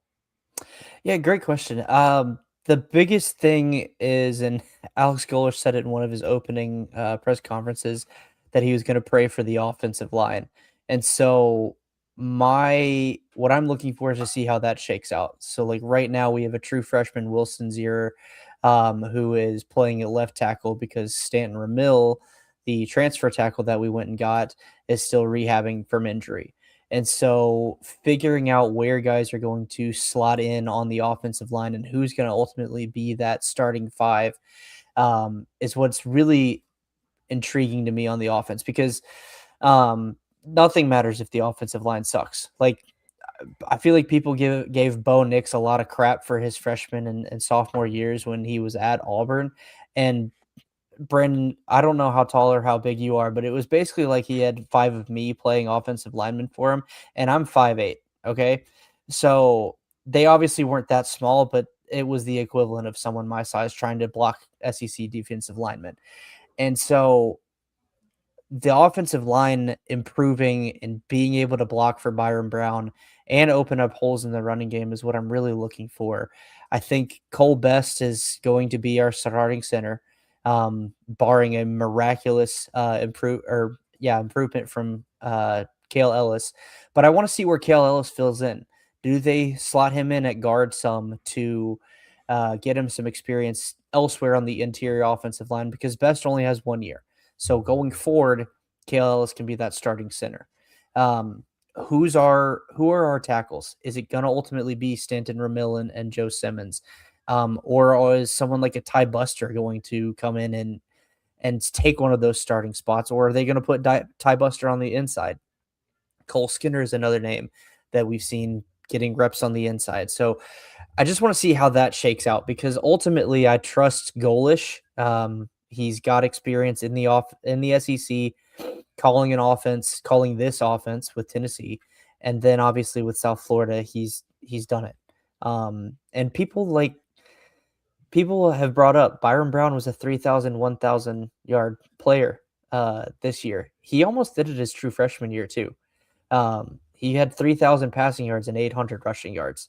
So I trust Byron Brown fully, and that's kind of what I'm looking for. I think the wide receiver room is ultimately going to be the guys that came over from USF, Nimrod, Koger, and Singleton. But I'd love to see where Bryce Kane fits in that too, because he was one of the Freeze 4 that stuck around, and I'd like to see him get some run. Yeah, I think to your point about Byron Brown, if you watched a lot of the USF offense, so much of it was him him extending a play and him flipping the field on a run play and him hitting that throw, right? I'm fascinated to see how Golesh builds the offensive line and really just overall scheme around him, because you are moving up in terms of level of play. Like, you are playing against higher level competition on a regular basis, right? It's a scheme that did run into some issues at the level of the American Conference, whether it is that slow start against Navy or faltering down the stretch against Memphis. So I think this spring and really the beginning part of the fall is going to be so fascinating. To your point, what does the offensive line look like in terms of how they want to build it? How are they using the wideouts? How are they using the running backs, right? Yeah. And it also ties into the next thing I wanted to ask you when it comes to the Auburn defense, because how is this Auburn defense testing the Auburn offense so that both units are elevating their game as we approach the 2026 season? Brandon, I am so glad you asked me that question. I don't know if you remember the quotes from last spring and last fall camp around the defense and Jackson Arnold. Do you? I do not remember. Please inform me. So last offseason, there were multiple quotes out there that the defense had to bring it back a little bit so that Jackson Arnold could build his confidence. Okay? Which, when it came out, we were like, okay, I get it. The kid had confidence issues coming out of Oklahoma. I don't really think that was all totally his fault. But at the same time, like, if we're having to ask him that, and we're still having to ask for that in fall camp, we might be in trouble. This year, it's the complete opposite. DJ Durkin is throwing the house at the offense, and it is making them elevate to that level, like you were saying, to where the defense plays here, offense has to come up and play here, so then the defense can again rise above that. And I think ultimately the defense will be really, really good again. The biggest question that I have is pass rush, but they've got options. So they've got Chris Murray. They've got, who just got granted another year of eligibility. And I love what Golesh is doing. Golesh is making him earn back. Like, right now, he doesn't even have a number on the practice field. His jersey is just a blank white jersey with the Auburn logo on it. So, and then Jared Smith is who I really want to see step up. He played limited snaps last year and was extremely explosive, and I think can get to the quarterback. If you say go hit the quarterback, he's going to go hit the quarterback. And then Deshaun Womack, the transfer from Ole Miss. He's the one who it's starting to look like it's going to be his room for the defensive ends and edges. He's the one that's being the leader and trying to help all the other players in that position group. So I'm feeling better about that as it goes. The linebackers, I'm not worried about it. We've still got Xavier Atkins, and then Elijah Melendez is a true sophomore. And from everything I've heard, the kid is just lighting people up. And he's built like he's built like Captain America. Like, if you wanted a perfect prototypical linebacker, it's Elijah Melendez. So in the chat, someone asked about Adam Balagoon Ali. He's a freshman linebacker. I haven't heard a ton, but I think from what I have heard, he's still going to get some playing time. And when we recruited him, and I quote, as a heat-seeking missile. So I'm excited to see how he's used, especially because if pass rush off the defensive line is something that we're concerned about, Adam Balagoon Ali or other linebackers may be how we kind of supplement that. Yeah, I will say, especially with it being Golesh's first year in the SEC, I think the fact that you have the defensive retention in terms of scheme is gonna help really ease that transition, right? You have a unit that is going to be able to fly around, not really think, have a lot of guys that played in the system, but also allow the offense to truly catch up in a sense and get their feet underneath them, where you have the best opportunity to win games. I'm going to ask you something very similar to what I asked Justin earlier in the show when we were talking about FAU. This is an Auburn roster with a lot of new players, right? have a lot of the USF transplants. You have a lot of the different guys that are coming in from other schools. You have a lot of true freshmen coming in, big recruiting class. Who are two underrated guys, or maybe more than two, that you think may make a bigger impact in 2026 than most people are anticipating? Oh, that's a great question. So you mentioned the running back room as something that you're interested in how they are going forward. It's Jeremiah Cobb's room, but the player that I'm picking to answer your question is who seems to be his backup, and it's true sophomore Omar Mabson, which Auburn brought in a transfer from Troy who was a starting running back at Troy. They brought in Bryson Washington from Baylor and had two guys stay from the previous regime outside of Cobb that are both And true Nakai sophomores. Davenport. And they brought in Nakai Davenport. And Omar Mabson is seeming to beat all of them out for the running back 2 position. So I'm very, very intrigued by that. And I think he's a name to watch out for on offense. Defensively, I'm going to give you 2, I think. One's a freshman. His name's Jaquez Wilkes. He played 1A ball in Alabama. But again, if you're looking for that prototypical football player, the dude is ridiculous and a ridiculous athlete. They've got him playing edge right now, but I think he's one of those guys who his body type and his skill set are versatile, that they'll be able to move him around a little bit. So I'm really interested to see how he's used. And then Blake Woodby is a sophomore cornerback. It looks like the starter is going to be Andre Jordan, who transferred from UCLA. But then Blake Woodby, I think, is a guy that can step up and be quarterback 2 in that room. So those are 2 on the defensive side that I'm looking for. And then Omar Mabson on the offensive side of the ball. I think Nimrod too. Nimrod is someone that all the attention when the USF guys started transferring over was on Koger and Singleton. And don't get me wrong, I think I'm going to fall in love with those guys.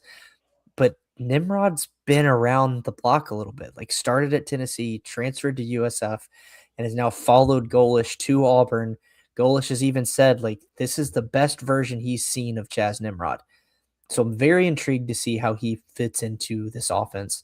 And one of those guys, I need one of them to break the streak of Auburn not having a 1,000-yard receiver. It's been since, I think, 1999 that Auburn has not had an 1,000-yard receiver. They've come close 2 or 3 times. Darvin Adams, Keandre Lambert-Smith, Seth Williams, I think, got close, but no one has cracked 1,000 yards receiving in a very, very long time. I'm very happy that Nimrod's getting the recognition that he is, because early season USF, he was borderline wide receiver 1.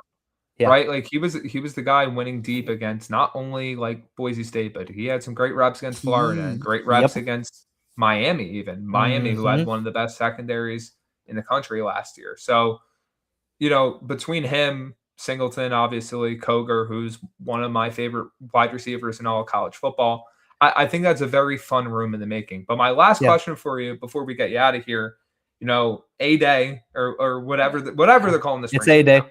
It is A-Day? Okay. Yeah.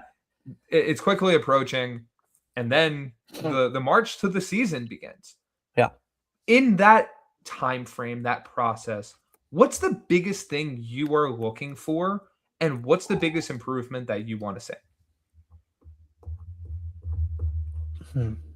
That's a really good question. Take your time.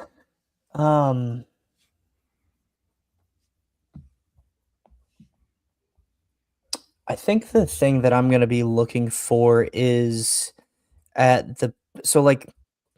quarterback, running back, linebacker, safety even.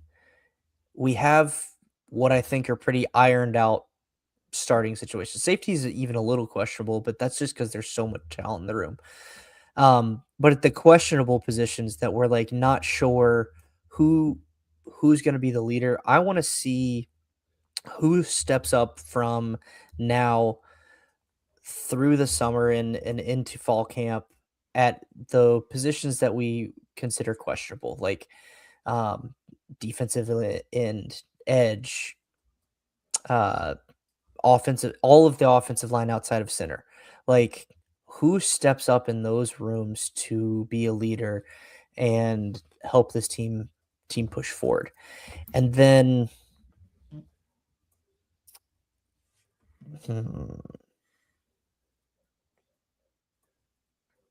I think that's probably the biggest thing, is just finding the leaders on the team and seeing how, as a team, they gel and push forward.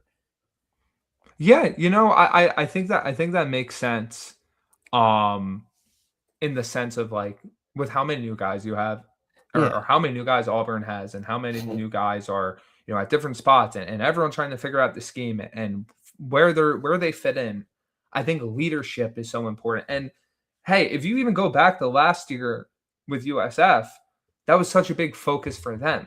And over the course of the spring and early fall, they found those leaders. They found those leaders in, a guy like Mac Harris stepping up, a guy like Jalen Schuler stepping up, Byron Brown, of course, stepping up. So I think that process is going to be really interesting to see unfold. But, Auburn, it's a new era. It's a new day for that school. And it's going to be very interesting to see how it plays out.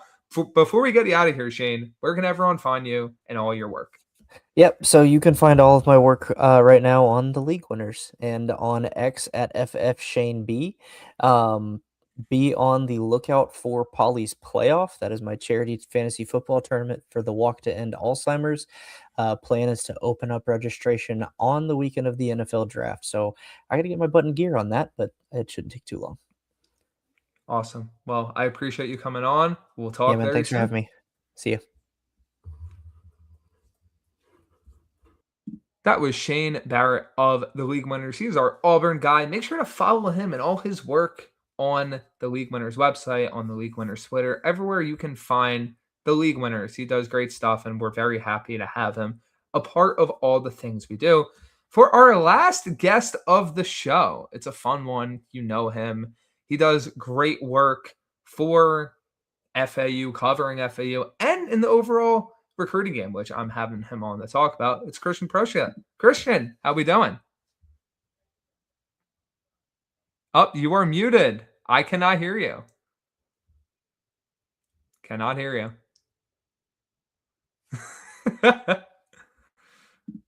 We are having some technical difficulties with Christian. In the meantime, looking at comments, had an earlier one from Dimitri Chinloy saying, "Fire. I appreciate that you were enjoying the show." And Christian is back. Christian, your mic working? I can hear you. There we go. How you doing? I've been good. I've been sitting muted so long that that apparently the mic just forgot how to work. I had to hit a little refresh. How you doing today, Brandon? I am doing great. It's been a great show. We've had plenty of guests, and we're closing out with a very fun one. A bit of a wild card, I'd say, but a very fun one. They call me the white noise, man. They do. We're not going to dive into that, but they do call you white noise. Shout out Frank Fort and Robbie LaStella, man. But you've been obviously around FAU as well. We had Justin on earlier in the show. Just to quickly touch upon that, a lot of the points Justin and I made talking about the retention of FAU and, the expectations rising year two. I just want to get some of your quick thoughts on where you feel that the team is right now and where they are heading into the spring game and the upcoming fall season. Well, I'm very excited. I think that's the best word you can use when talking about FAU football. It's hopeful. That's a term that I don't think people in Boca Raton have heard or thought about their football team since Lane Kiffin was our coach. On paper, the Owls should succeed because of the retention that they had. Being able to return a 3,500-yard passer and his best friend, who's almost 1,300 all-purpose yard receiver and return man. And then defensively retaining practically your entire front seven, that's cause for excitement wholeheartedly. I believe that, and when you have a favorable schedule plus a coach who gets a fan base rally behind him, I believe that there is a lot of reason to be hopeful, to be excited, to be willing to watch some FAU Owls football this year. Yeah, and I think the biggest part of it that really ties into it is, the overall execution and what it looks like when they truly step on the field. And you're not going to know that until the fall, right? You're not going to know that until, the live bullets start flying and FAU steps on the field that week 1 game in the swamp against the Florida Gators. And you truly get that first idea of, hey, where are things as compared to last season? And honestly, it probably starts week 2 against Navy, right? Like if we're gonna call a spade, I wouldn't have said that you can make your immediate assertion of what FAU season was going to be like against Maryland last year. I won't say the same against Florida. It's really that week 2 matchup, but you want to see at least the foundational differences. You want to see that foundational improvement, and I think how they build from now until then is going to be very important in making sure they get off on the right foot. Absolutely. And even that Maryland loss, when you're combining like 900 turnovers offensively in just one of the worst offensive showings of football I've seen at this level, and shit, at even the high school level. When you look at that, they still didn't allow points in the second half. Defensively, they never rolled over, rubbed their bellies, showed their bellies, and said die, and just took a knee on the game. And that's something that I have appreciated about that team, because that's a core value that was instilled then that carried on through practically every game of the season up until realistically East Carolina. So up until your senior day matchup, your last game of the season, if that's when you're already eliminated from bowl contention, that's when, okay, the wheels fall out from under you. I mean, yes, you gave up 30 points in a quarter to Memphis, and once again, one of the worst showings of football I've seen. But when you really look at it, you had a suspect offensive line, you had a quarterback that was playing hurt, you had majority of the second half of the season. Absolutely. You had a run game that's as existent as Manti Te'o's girlfriend. Like, there's literally, and when you have a kicker that can't hit a chip shot in your own stadium, perfect conditions to hit a 27-yard field goal or whatever it was. Realistically speaking, there's so many reasons of why FAU should have been worse last year. Like, if you really think about it, and they never gave up, and that's something that I appreciated. That's something that's a culture thing. People play for Zach Kitley. They don't play to hit the portal. Like, yes, you lose 2 of your top 3 receivers who are now on to bigger and better Big Ten opportunities. But when you're returning your key foundational pieces on both sides of the ball, I'll lose a receiver to Illinois. That's fine. And there's something to say about that too. You're not going to keep everybody. You're not going to make everybody happy. And also the dudes that we bring in the portal, the dudes that have been developed in-house, are going to be just fine. When you look at Kelby coming from Texas Tech, when you look at Brandon Hoke, who's coming up the depth chart, unfortunately, you're a little farther down on the depth chart, Jade Card, Nick St. Joseph. These are guys that are starting to develop, and they're going to earn a role. And then, like I said, you got Kelby. You've got a bunch of other transfer receivers who are slipping my name the second I went to bring them up. But you have such a deep receiver room. And then when you look, I love this linebacker room. When you've got Leon Hart coming back, that's 100 tackles that's coming back. Okay. Realistically speaking, if you're getting 100 tackles in mid-major football, congratulations, good sir. You're getting 6 figures from everybody's favorite P4 schools.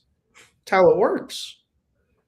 So for them to bring back the core that they got after a 4-8 first season is more than impressive.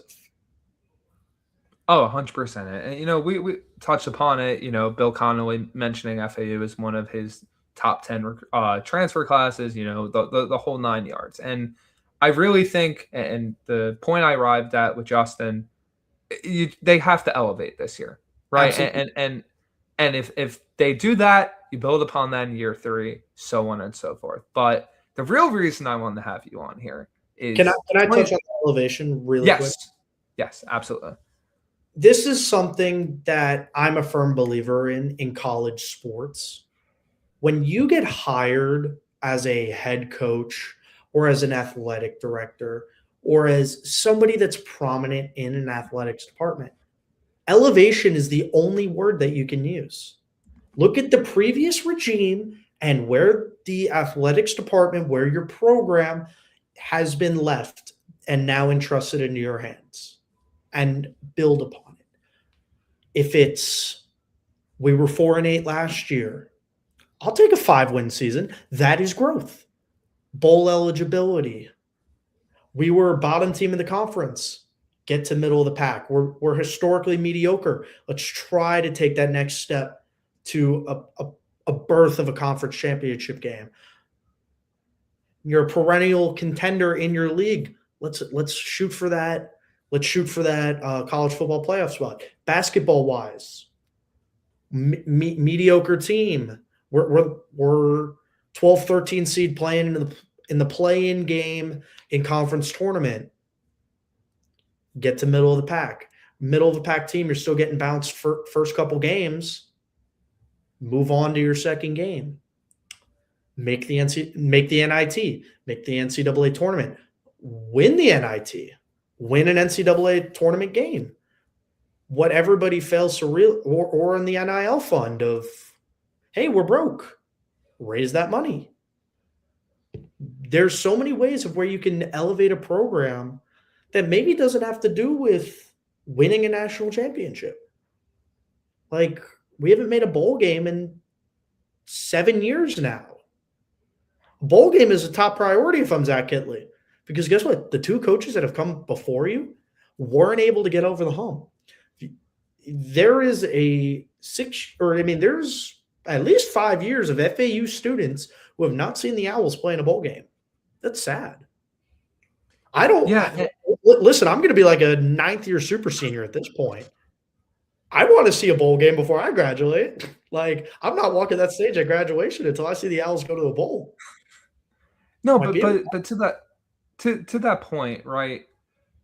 It looks different for every program, right? As long as you keep moving things along and you're not having that stagnation and you're truly improving on things that you set in year 1, that's a success, right? And there's so much that goes into it that it's just going to be fascinating to look at the context once we arrive at the 2026 season. You also got to stay in your lane of knowing where you should promise and where you got to deliver.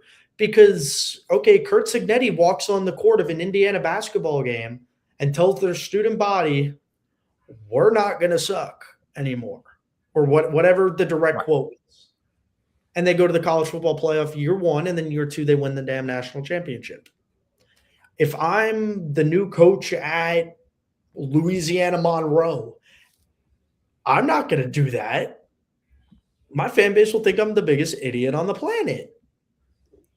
But if I give a riveting speech that says, we're going to compete in league play, okay, that is a stay in your lane moment, 100%. And that's where, like, to touch on FAU basketball and especially current events, everybody gets skewed with FAU's Final Four run a couple years ago. By no means should the Owls have been in the NCAA or have been looking to go back to the Final Four in the first 2 years of the John Jacobs era.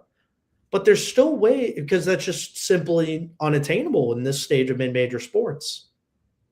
But at the same time, there's still ways to elevate the program. Retain your best players for 1 more year. FAU, their roster has gotten nuked 3 off seasons in a row. Keep one of your cash cows. There's still hope. Kanan Carlisle hasn't hit the portal yet.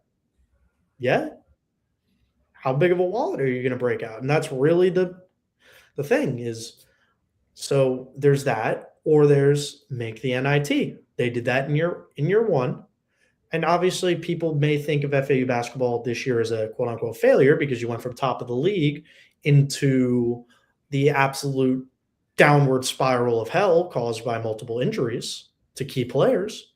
But at the same time, you have to look at, hey, 3 of our key players weren't playing meaningful minutes after the middle of February. 2 of them were unable to compete in conference tournament. I wouldn't say chalk it up as a wash, but at the same time, you have to give a little bit of grace. No, 100%. And, to that point, a big thing when it comes to a school like FAU and shifting back to the football side of things is player retention, right? You got to keep some of your main guys. They have that part figured out for this year, right? You can talk about the offense, the defense, and everything in between. There's truly a foundation for them to build upon with that roster. The second part, which is the part you are very deep in and very specialized in, is recruiting. You have to bring the talent in consistently, whether that be the portal or whether that be the high school. And I wanted to get your thoughts on, some of the early 2027 recruiting ramp up in the Florida area, because obviously people do not know Christian is a key member of New Era Prep. New Era Prep specializes in a lot of South Florida recruiting, whether that be in football, whether that be in basketball. So I wanted to get your thoughts on, where some of these things lie, because look, at the end of the day, it even applies to some autonomy conference teams too, but high school recruiting is such an important aspect of teams staying in it, teams staying relevant, because you can't always guarantee a strong portal class, but you can always bridge that gap with the high school recruiting. Absolutely. And basically, I'm a firm believer that there's 4 pillars of building a roster, of being a successful coach. And that's high school recruiting the portal. And those are the 2 main pillars, but under it is national recruiting and local recruiting at the high school level. And then your portal, your normal portal search, and finding those gems in the JUCO levels, finding those underrated D2 ballers, the guys that slip through the cracks at the high school level, who can go and make an impact at your level. Should you be building your roster solely off of JUCO bandits? Please no. Please God, no. Should you be building your roster solely off of high school talents? God, no. Please God, no. I don't care if you put every 5-star in the country on my football roster. I need veteran leadership. And that's the bottom line. And I feel like in terms of recruitment, obviously the biggest thing is local relationship building.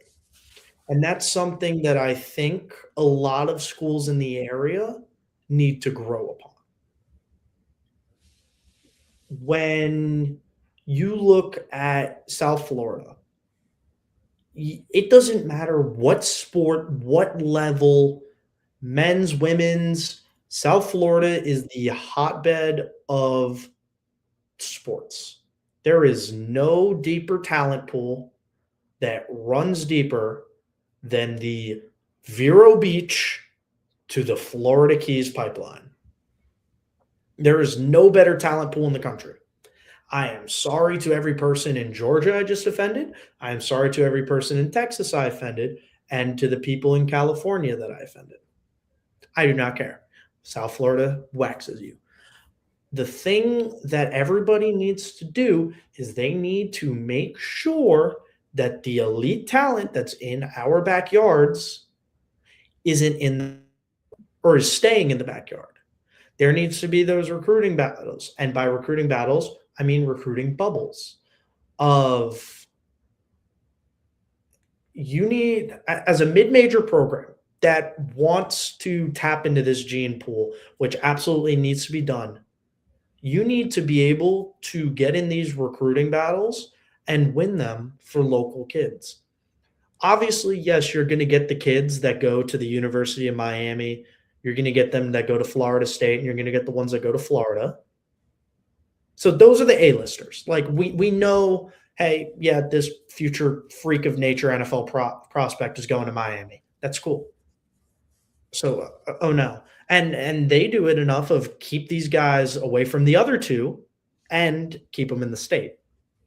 And I think all three of those schools have done an outstanding job of that. But everybody else, why are you letting these elite talents leave the state? If I'm FAU, if I'm FIU, if I'm UCF, if I'm USF, realistically speaking, I'm not letting it go to Tulane. I'm doing everything in my power to make sure that kid doesn't go to Tulane, especially if you're in league play with them. Like, if it's out of league or like a comparable move, okay, maybe.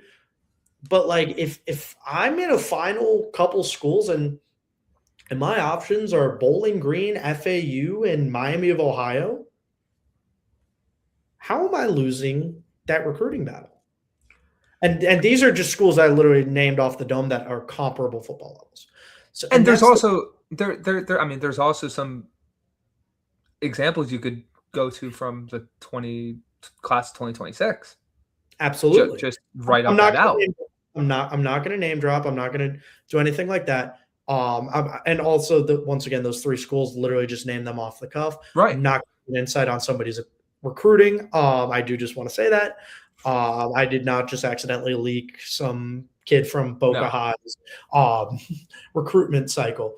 But no, and that's the thing is, if you have, like, if you lose a recruiting battle to Miami, or if the kid's a higher academic kid, you lose the recruiting battle to one of the Ivies, it's not the end of the world. You'll get somebody else.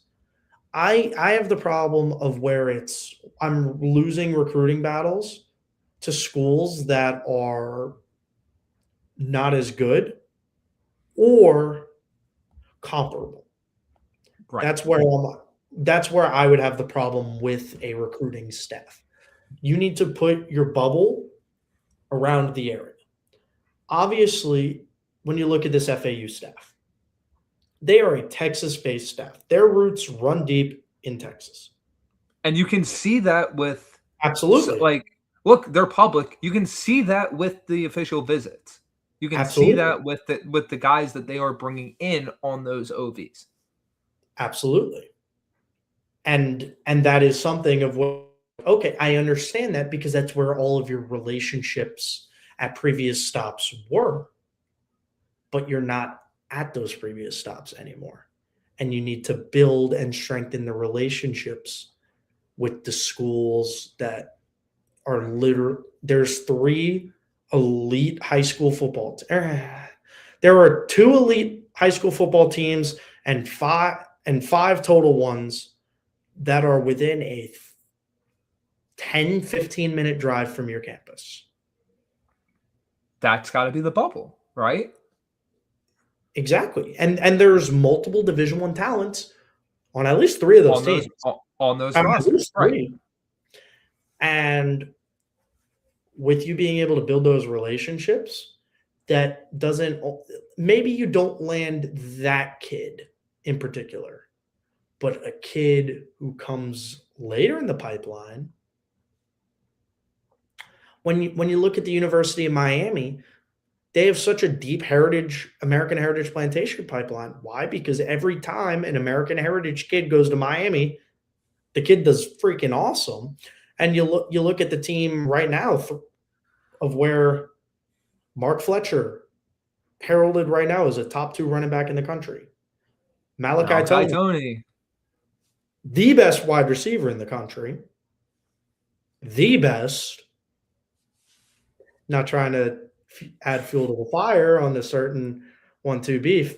The the best receiver in the country. We'll emphasize it a third time. And so now when I'm Heritage Plantation and I'm seeing how well my guys are getting taken care of, hey, Mario, I got another guy for you. Exactly. But when you don't have those relationships with the staffs, they might advise you to actually not go to the said school. And I think it's so contextual too, right? Because you look at a school like FAU, there's been turnover, right? That it's not like the coaching staff has been there for years on end. The same goes for USF having a new head coach there. The same goes for FIU and even UCF. Like, Scott Frost is back, but Frost wasn't always there. I think when you look at the schools that aren't Florida, Miami, and Florida State, because I feel like those exist in kind of their own trio in a sense. Absolutely. In terms of how they recruit. It truly feels like so much of the focus needs to be on look, at the end of the day, there's always going to be outside the state recruiting. That's just how the modern day works, right? Mm. Kids show up these camps, kids come, like you have relationships from all across the country, blah, blah, blah. It feels like if you are a Florida school or you're a Texas school or you're a California school, I'm using those three because they're like the tent poles of high school football. You need to have relationships in that state. You need to have relationships in also the state that you're coaching in, right? I look at a coach in Willie Simmons. Those Florida ties are evident and have been there. It's also in the proof of how they're recruiting. Mm-hmm. Right? I look at Brian Hartline. You think that guy doesn't have Florida ties? He was a Dolphins player for a long time and also was dipping into Florida all the time with Ohio State. Hello, Jeremiah Smith. Right? So you have those different established relationships already, right?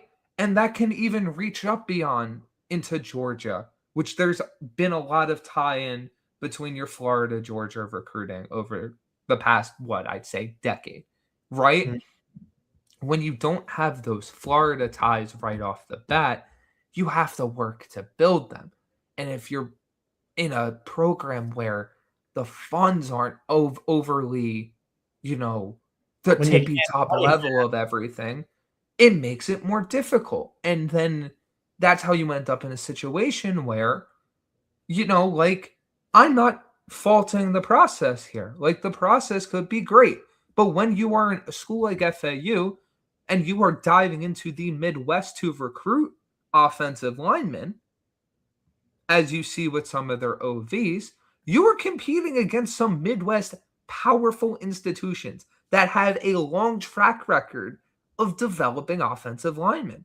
When you are diving into Texas for quarterback play, everybody dives into Texas for quarterback play, right? So I think the question for that, for FIU, for USF, for UCF, for all these schools is, what is your recruiting identity going to be? What are your pipelines going to be, and how do you build upon them? And I think how those questions are answered will determine that level of success. Because once again, like I mentioned at the start of this segment that is going very long because we always have great conversation, it's one part of a process. It's one part of how you build a program that is so damn important and ties directly into your portal. Because the worst kept secret is a lot of kids want to come home in the portal. If you don't have those ties, how do you make sure those kids are coming to your school in Florida instead of a different one? Absolutely. And basically where it comes down to is, like you said, is the kids are more willing to move down a level when you're coming home and putting on for your city. And that's the thing is, how do I properly word this without getting in trouble? You need to be careful here. You need to maintain the relationships through after National Signing Day when they pick another school, Yes. or when you as a coach pick a different school. Why do you think FAU has what they have? It's because of the previous recruiting experience Zach Kidley had with Caden Velkamp and Easton Messer when he was at Western Kentucky. That was the world's worst kept secret is, hey, FAU is the school to watch when Velkamp hits the portal. Like that yeah, and then on top of that, they're playing in the Boca Bowl. So now you have 3 days of living in Boca Raton before stepping foot onto that field to understand, wow, this is so much better than Kentucky. Like, it's beautiful. Also, the same could be said for a Kelby Volson. Mm-hmm. Absolutely. And previous experience as his offensive coordinator at Texas Tech. Hey, you're buried on a depth chart and you're in the portal. I'll take a chance on you. I know the type of guy you are. I recruited you. And or when you look at somebody's like relationship with an assistant and this is something that USF has done excellently, and this is where the Golesh staff is going to continue to succeed. The best recruiter in college football is DeMarcus Van Dyke. Yep. Wholeheartedly. DeMarcus Van Dyke is the best recruiter in college sports right now. The way that he was able to relationship build, I've never heard so many 4-stars say they wanted to go to USF before. 3 years ago, I would have been floored. But by the end of it, I'm like, yeah, it's pretty normal. DVD is a pretty cool guy. And that's where he's going to succeed at Auburn. DJ Durkin, another outstanding coordinator who is able to relationship build. When you look at all these, and yes, we're going to tie back into the Auburn segment that I just sat in, that matters because it all ties in. You need to be able to, all right, yeah, this kid signed with a different school.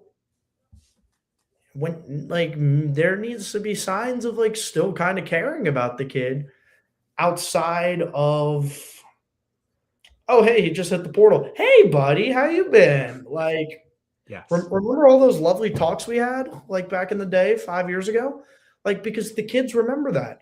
All right, for everybody that doesn't know, I'm a former swimmer. I swam for 12 years, retired 5 years ago. 4 years ago. Yeah. I still keep in contact with some of the coaches that recruited me. That's the level of respect that they had for me during the recruitment process and that I had for them. There are still coaches of where I will reach out to. Congratulations on X, Y, and Z. It's all about just knowing who you know and having those connections. And the big thing that you can speak to and a big thing that I can speak to is two people that have dealt with a recruiting process and college sports is that the worst kept secret is that more times than not, things do not work out. Absolutely. It's just fact. Things do not work out. Hence why we're on this podcast and not exactly. Sports. Things do not work out. You can envision a process in your head. You can envision how things go down from the start to finish to how you prepare. There are things that you cannot foresee that will pop up that will change your course. And to bring it all the way back full circle, it's why the relationships matter, and it's why building the foundations of those connections in those areas and between those schools, being that the high school and colleges themselves is so damn important. The last thing I want to talk to you about before we get out of here. I want to give one more thing. One last disclaimer. Not every kid in Palm Beach County, not every kid in Broward County, not every kid in Dade County deserves to get an offer from insert D1 school. I am not preaching that. Please don't text me and say, please, God. That's not the message. But at least it's a general statement. Show some care, show some fight with the elite talents in the area know who you really want to fight for, back off on the kids that are probably not going to come, or back off on the kids that aren't takes. And be straight up. Don't, like, this is the big one for all college sports. Please don't give out fake offers. Like, just because you have an offer doesn't mean it's committable. Figure out which is which. Yeah. Extremely important advice. I agree wholeheartedly. The last thing I want to talk about before we get out of here, we are both familiar with the Miami Hurricanes. You have done plenty of Miami Hurricanes coverage. There was a big-time quarterback commit for them over the past week. Israel Abrams, a Midwestern prospect, one of the best quarterbacks in the country. I just want to get your quick thoughts on him because, boy, oh boy, if Miami gets him to sign, he's probably one of the best quarterbacks they will have on campus in the past 10 years, in my opinion. It's all right, guys. Mario Cristobal can't recruit quarterbacks, apparently.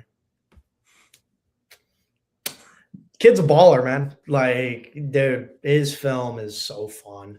And I really love his game. I think he does a lot of things well in terms of he's got a great arm. He processes well. Outstanding feet. Is able to throw off platform and also make plays with his feet when he needs to. Like, the kid is good. The kid is really good. And I think he will succeed at a very high level. And in terms of the quarterback battles that Miami was looking for, it really there was a lot of talk about a certain kid from Cardinal Mooney, who's making his commitment in 2 days. And I do want to touch on him a little bit later. But yeah, like, when you look at this 27 recruiting class, there's talk, would it be him? Would it be Davidson? Would it be Abrams, Davidson? Would it be Champ Mons from Vero, who reclass? Like, just off the dome, those are a couple quarterbacks that I'm familiar with that were at one point in the process a Miami Hurricane target. And so I feel like Israel Abrams is definitely the best out of all of them. Obviously, when you're the number 2 QB in the country, that kind of definitely helps you out. But yeah, I love the kid. I love his film. Circling on you got to see him at Elite 11 when we were in Indy. What's the biggest thing that stands out to you about him between him and, like, other high school quarterbacks you've dealt with? Arm talent. Immediately, it's the arm talent. It's not just like everything you mentioned, like the footwork and everything. Like, you watch the film and see it. It's the arm talent. Like, the way he's able to attack deep down the field, the way he's able to just rip the ball from spots that you wouldn't expect, the accuracy is there. Like, I truly feel like he is a cornerstone player for a class. Like, this is like, it's not often you can say from a high school quarterback, like, this is a guy, but it's for me, the ones I've been able to watch, it's probably between him and Jake Narrott, another Midwestern kid, where I look at their film and I'm like, yeah, these are like the guys where I'm very confident in how they're going to translate. Their throws on tape are insane. How they maneuver the pocket is so high level. They're getting through their reads. Like, I really think that, we're so far away. Signing day is so far away. The fact that Miami already has Lanier and Abrams committed to their class, you can't really do much better than that. And let's not discount Amari Stevens either, who is a phenomenal wide receiver that should be getting more buzz. Absolutely. Amari Stevens is awesome. Nick Lanier, I don't even need to say anything. Just let the film talk. It's actually disrespectful for me to talk on his game. Just play the highlights. It won't do it justice. Like, it's like, truthfully. Like, all right, fun anecdote for everybody. I coach 7-on-7. We're 2-day tournament in South Florida. Team that we're playing, or one of the teams that's in the tournament, rolls out Nick Lanier on Saturday. And we don't play them in pool play. Thank you, God. We all get back and we're doing our just a meeting with the coaches. And once again, I'm the camera guy, but I'm sitting there and I'm like, all right, we're the 1 seed. The team that Nick Lanier's playing for, they're the 2 seed going in. So we're eventually going to, in theory, have to see them. And they had a couple other dudes on that team. And so I'm sitting there and I'm like, we need to come up with a defensive game plan. I'm like, and basically I called up all the coaches and I'm like, it would be a complete disservice to us to have no defensive game plan for the 3 future NFL receivers that we may have to play against in the championship game. And so I get tasked with making said defensive game plan. I stay up till 2 a.m. and their team got bounced the first game of single elim, which absolutely hilarious. We would go on to win the tournament because go Palm Beach Elite. But yeah, just know I was prepared to shut down Nick Lanier. I know what those goal line fades can do, man. I know what that kid can do. Yeah, he's phenomenal. I love his game. Amari Stevens, I love his game. Both of them outstanding football players, even better young men. Love dealing with both of them. Very excited for them to be wearing green and orange soon. And my last thing for you before we get out of here, because we are past the 2-hour mark. In this overall 2027 class, there's so many different names out there. There's so many different guys that are going to be impact college players. Who are 3 to 4 guys just overall that you have circled and are like, hey, these might not be like your premier of the premier prospects, but I am so confident in their ability to translate to the next level? First one I want to immediately shout out is a kid that I wanted to mention anyway, and that's Davin Davidson. What an offseason for this kid out of Cardinal Mooney. Pretty underrated recruiting process up until the state championship game. Goes out and has a day. That kid had one of the best QB, had the best QB performance of the weekend. And that's the same team that had, that's the same weekend that had Neiman Lawrence and I'm now blanking on everybody that was at States this year. But so many elite quarterbacks were playing that weekend. And Davidson stepped out as the best out of all of them. And within 2 days of States being over, this kid ends up with however many handful of offers, and the recruiting process still is blowing up. He's making his commitment in 2 days. I see a Florida lean personally, especially after Miami took Abrams. But it just goes to show you is when the lights get bright, you better shine, and you better shine under them, because if you do, you are going to get paid. So I definitely want to give him a shout out. Very, very proud of him. Another guy, obviously you have the USF fan base. USF loves this kid, Jaden Elder out of Spanish River. I love this kid, man. I love his game. He's a dog. He's truly a dog. 1,000-yard receiver, can stretch the field well. In a 1,000-yard receiver in a run-first offense. This kid, outstanding young man, high academic, outstanding ball player. The way that kid can stretch a field is second to none. Another kid I want to give a lot of love to is Ryan Ferdinand, receiver out of Palm Beach Lakes. Dropped that Colorado offer a couple weeks ago. Couldn't be prouder of the kid. Has a lot of the same traits that Elder has in terms of stretches the field very well, plays bully ball. They're both about the same build. At about 6 foot, 6'1", 175, 180. Both of them I could definitely see framing out when they get to the college level. I just love both of those young men. I think that they are 2 of my favorite people to cover, because when it's so rare in today's age of sports. Unfortunately, it is. Both of them, every time I see them, come up to me, shake my hand, coach, thank you for coming to my game. You don't see that. You don't see that out of a lot of kids nowadays. So that should tell you everything you need to know about the kid's character. They're both raised properly.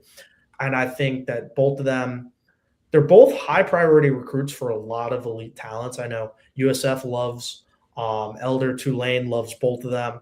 Colorado loves Ferdinand. UCF loves Ferdinand. So those are some schools to watch out in those respective recruitment process. Louisville loves Elder. I wouldn't be shocked that any of the three that I just named for each kid. But yeah, I think those two, especially if they go G5, they're going to be quickly bursting onto the scene.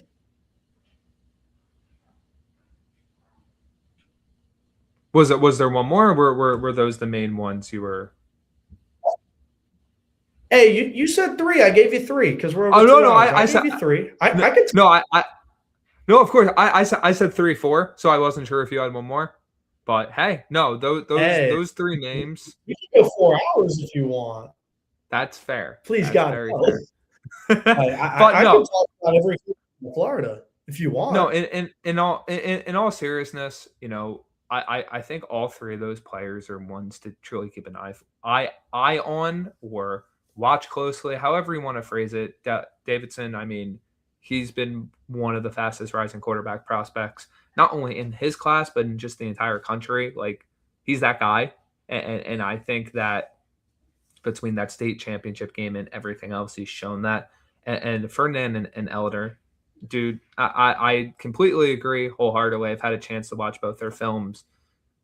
If they get to the right situation, no matter what school it is, I think they'll have an instant impact. But yeah, that it was a very fun conversation, my friend. Thank you for joining. Where can everyone find your stuff? I kept it PG. It was fun. Got to keep you on the toes. I know everybody was waiting for the out-of-pocket comments to come out. Every now and then, I can be professional. Where you can find me on social media, as always, I'm going to plug the brand first. New Era Prep.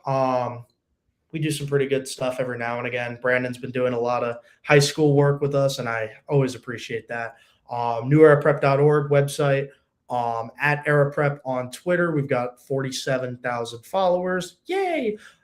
At New Era Prep on Twitter, on Instagram, at New Era Prep. We got just under 20,000. And then New Era Prep _ on TikTok. We've got almost 2,500 for an account that we made literally less than a year ago. Very happy with that.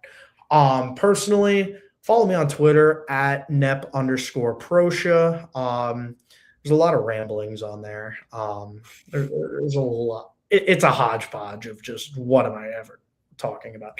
And then cproscia.photo on Instagram. That's the main photo gallery. That's where you're going to find some of my best work. A lot of stuff that I'm proud of.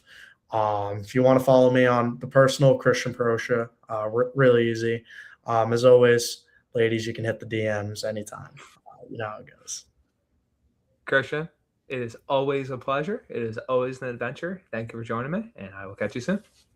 Thank you, Brandon. Have a good one, everybody. I wasn't kidding about them DMs. That was Christian Proscia of New Era Prep. Always provides great insight into the recruiting game, great insight into so many different things when it comes to a very important aspect of college football. But on that note, everyone, that brings us to the end of the show. It was a great one. So much great conversation regarding FAU, USF, FIU, NFL draft, recruiting, everything along those lines. You never know what you're going to get on college football now. And tonight's episode was a very fun and eventful one. Thank you guys for joining so much. I appreciate the people who have commented, who checked it out.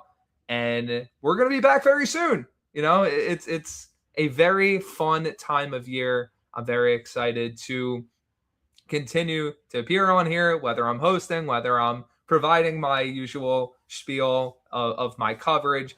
But it's truly amazing to be able to do this. Thank you guys once again. I will catch you all next time.